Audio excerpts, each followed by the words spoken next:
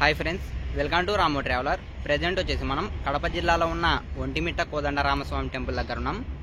ఈ ఒంటిమిట్ట కోదండరామస్వామి టెంపుల్ ఎలా ఉందో ఈ వీడియోలో ఫుల్గా తెలుసుకుందాము.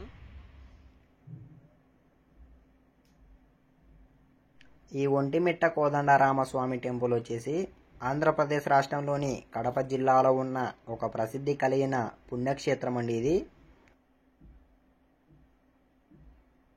ఈ టెంపుల్ మనకు కర్నూలు నుంచి తిరుపతికి వెళ్ళే దారి పక్కనే ఉంటుంది.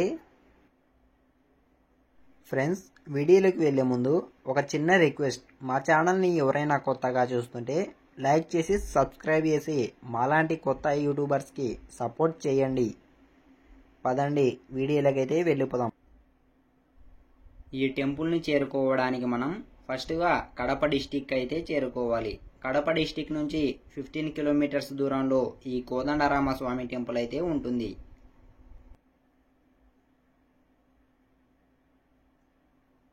ఫ్రెండ్స్, మనకు ఈ కోదండరామస్వామి టెంపుల్ వచ్చేసి మెయిన్గా 3 ముఖద్వారాలతో ఈ ఆలయాన్ని నిర్మించడం జరిగింది. చూస్తున్నారు కదా, మనం ఇప్పుడు ఉత్తర ముఖద్వారం దగ్గర అయితే ఉన్నాము. మనకు ఈ ఉత్తర ముఖద్వారంలో అయితే దర్శనంకు అలో అయితే ఉండదు. మనం తూర్పు ముఖద్వారంలో దర్శనం చేసుకోవాలి. చూస్తున్నారు కదా, దర్శనంకు దారి అని ఉంది. మనం ఇలానే కాస్త ముందుకు వెళ్తే తూర్పు ముఖద్వారం అయితే వస్తుంది. ఫ్రెండ్స్, చూస్తున్నారు కదా, శ్రీ కోదండరామస్వామి ఆలయం ఒంటిమిట్ట. మనం ఇప్పుడు తూర్పు ముఖద్వారంలో అయితే వెళ్ళాల్సి ఉంటుంది. మనకు తూర్పు గోపురం ఎలా ఉందో చూడండి, ఎంత అద్భుతంగా నిర్మించారో ఈ ఆలయాన్ని. ఈ ఆలయం పురాతనమైన ఆలయాల్లో మనకు ఈ ఒంటిమిట్ట కోదండరామస్వామి ఆలయం ఒకటిగా చెప్పవచ్చు. చాలా అంటే చాలా పురాతనమైన ఆలయం అండి ఇది, ఈ ఒంటిమిట్ట కోదండరామస్వామి టెంపుల్.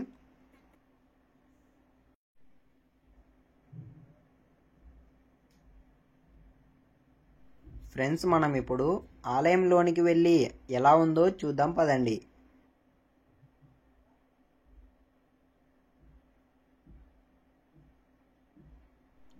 మనం ఈ ఆలయంలోనికి రాగానే చుట్టూ ఎత్తైన 3 గోపురములతో ఈ ఆలయం దర్శనమిస్తుంది.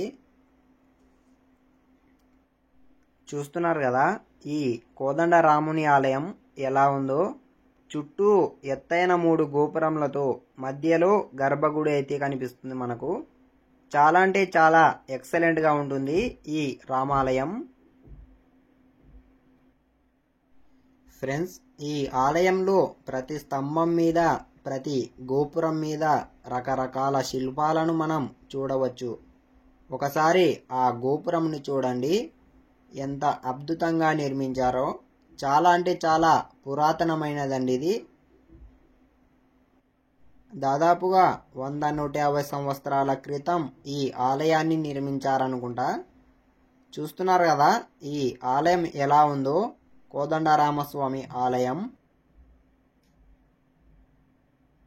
పదండి కోదండరామస్వామిని దర్శించుకుందాం. మనకు టెంపుల్లో మొబైల్ అయితే అలో ఉండదు, అందుకే నేను ఇక్కడ నుంచి అయితే వీడియో తీసా. చూస్తున్నారు కదా కోదండరామస్వామి ఎలా ఉన్నాడో. ఈ ఆలయం ఏమిటంటే, మనకు తెలంగాణ ఆంధ్రప్రదేశ్ ఏర్పడక ముందుకు శ్రీరాములవారి కళ్యాణం భద్రాచలంలో జరిపించేవారు. ఆంధ్రప్రదేశ్ సపరేట్గా ఏర్పడిన తర్వాత ఈ సీతారాముల కళ్యాణం మాత్రం ఈ ఒంటిమిట్ట కోదండరామస్వామి ఆలయంలో జరిపించడం జరుగుతుంది. మనకు పురాతనమైన ఆలయాల్లో మనకు ఈ ఒంటిమిట్ట కోదండరామస్వామి ఆలయం ఒకటిగా చెప్పవచ్చు. చూస్తున్నారు కదా, శాసనాల ప్రకారం 1350 సంవత్సరాల క్రితం ఈ ఆలయంనైతే నిర్మించడం జరిగింది.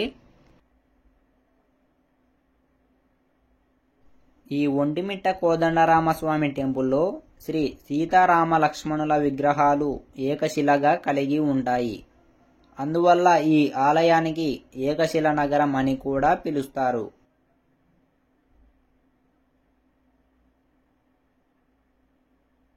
మన భారతదేశంలో ఆంజనేయ స్వామి లేని ఏకైక రామాలయం ఈ ఒంటిమిట్ట కోదండరామస్వామి టెంపుల్ అని చెప్పవచ్చు.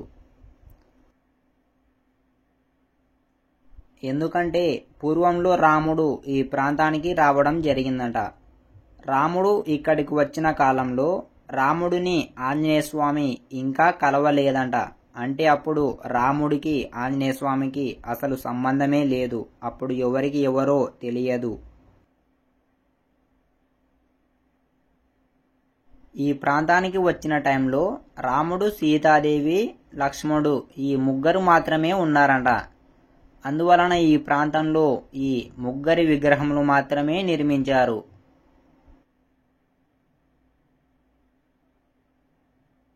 ఫ్రెండ్స్, ఇక్కడ నుంచి చూస్తే ప్రధానమైన ఆలయం, మూడు పక్కల గోపురములు, మధ్యలో గర్భగుడి ఎంత చక్కగా ఉన్నాయో చూడండి.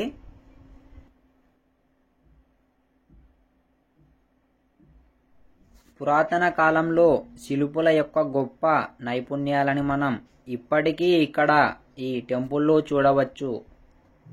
చూస్తున్నారు కదా శిల్పుల యొక్క శిల్పకళను, ఎంత అద్భుతంగా నిర్మించారో ఈ ఆలయాన్ని.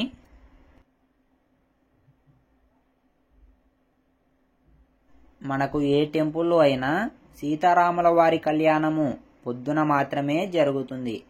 కానీ ఈ శ్రీ కోదండరామస్వామి టెంపుల్లో మాత్రం రాత్రిపూట వెన్నెలలో అయితే ఇక్కడ సీతారాముల కళ్యాణం జరిపించడం జరుగుతుంది. ఫ్రెండ్స్, చూస్తున్నారు కదా ఈ ఆలయంలో కొన్ని విగ్రహములు శిథిలావస్థకైతే చేరుకున్నాయి. వాటిని మళ్ళీ బాగు చేయించడం జరుగుతుంది.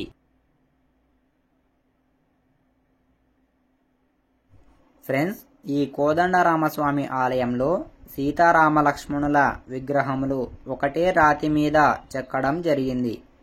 అందువలనే ఈ కోదండరామస్వామి టెంపుల్ని ఏకశిల నగరం అని కూడా పిలవడం జరుగుతుంది. ఫ్రెండ్స్, ఇంతవరకు ఈ వీడియోకి లైక్ చేయకపోతే లైక్ చేయండి. ఇలాంటి మరిన్ని వీడియోస్ కోసం మా ఛానల్ని అయితే ఇప్పుడే సబ్స్క్రైబ్ అయితే చేసుకోండి. Thank you friends. నెక్స్ట్ వీడియోలో మళ్ళీ కలుసుకుందాం.